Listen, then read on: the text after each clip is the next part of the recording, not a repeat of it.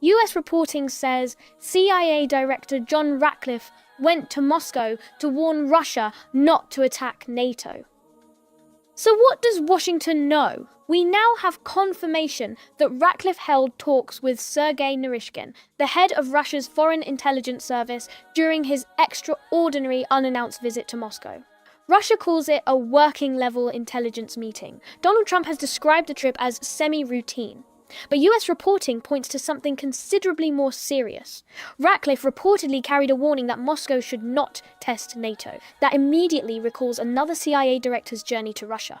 In November 2021, William Burns traveled to Moscow because American intelligence had detected Russian preparations around Ukraine.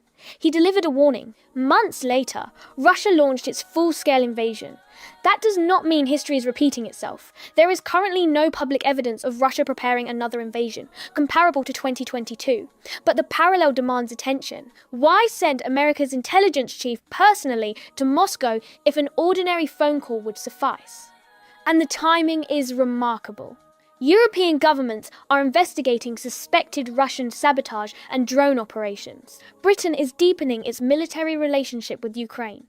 Russia has now warned that British military facilities could become targets. And Washington is simultaneously managing major confrontations involving Ukraine and Iran. Perhaps American intelligence has detected preparations for some limited Russian test of NATO. Perhaps Ratcliffe was drawing a red line before anybody miscalculates. Or perhaps several crises were discussed at once.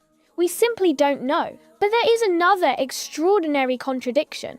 America supplies weapons and intelligence helping Ukraine fight Russia. Then, America's intelligence chief sits across the table from Russia's intelligence chief to ensure that confrontation doesn't become America versus Russia. Strange? Perhaps, but between nuclear powers, it may also be essential. The fact they're still talking could actually be reassuring.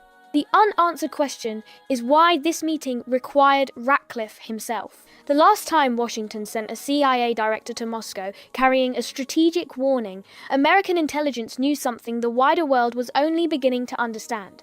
This time, Washington says publicly there is no reason for panic. Good. But if Ratcliffe really went there to warn Moscow about NATO, then the question remains, what has American intelligence seen?